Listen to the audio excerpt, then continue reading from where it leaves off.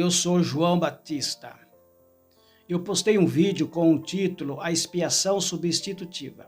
E neste vídeo eu mencionei que mesmo os cristãos sendo justificados por Cristo, ainda assim são considerados pecadores. O irmão fez as seguintes perguntas. Primeira pergunta: irmão João, se Jesus morreu na cruz pelos pecados de muitos, por que os líderes religiosos nos chamam de pecadores?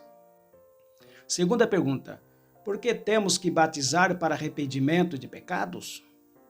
Terceira pergunta: a morte na cruz não foi suficiente para tirar pecado do povo? São três perguntas feitas por este irmão. Vamos por etapa.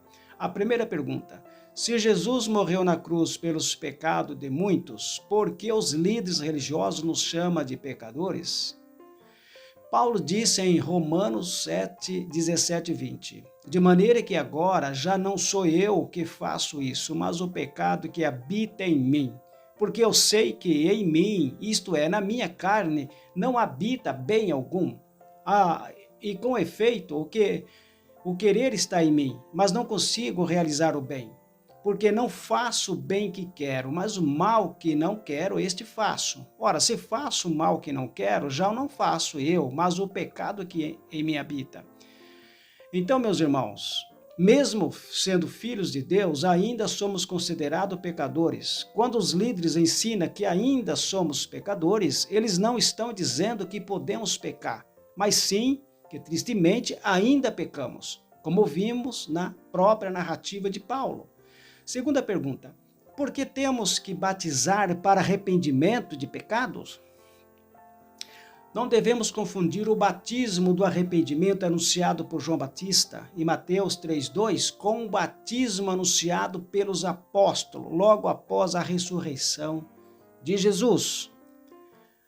Agora, a causa do batismo não é o arrependimento simplesmente, mas sim o ato de crer em Jesus. Por isso, João Batista já havia anunciado em Mateus 3:11, dizendo: eu, na verdade, vos batizo com água para o arrependimento, mas aquele que vem após mim, este é mais poderoso do que eu, e ele vos batizará com o Espírito Santo e com fogo.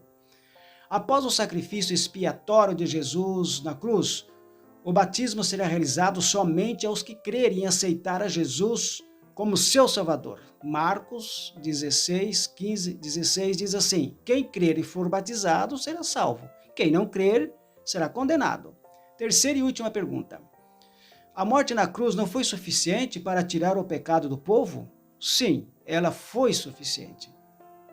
Quando lemos em João 5,39, quando Jesus pede para que examinemos ou estudemos também as Escrituras, porque é ela que revela a ele a nós. Então, compreendemos o que realmente ele fez na cruz por aqueles que nele crerem. E o recebe e foi consumado por ele na cruz. Veja que Jesus tornou pecado por nós, aquele que não tinha pecado, para que nele nos tornássemos justiça de Deus. 2 Coríntios 5:21.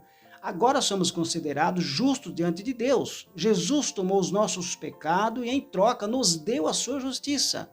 E por isso ele foi punido em nosso lugar, a realizada expiação substitutiva. Ele mesmo levou em seu corpo os nossos pecados sobre o madeiro, a fim de que morrêssemos para os pecados e vivêssemos para a justiça. Por suas feridas fomos curados. 1 Pedro 2, 23 e 24. Na perspectiva do olhar de Deus para com seus filhos, Deus os enxerga e os considera justos e sem pecado. Mas na posição de nós para com Deus, somos o que Paulo disse sobre o pecado que ainda habita em nós. Romanos 7, 17 e 20.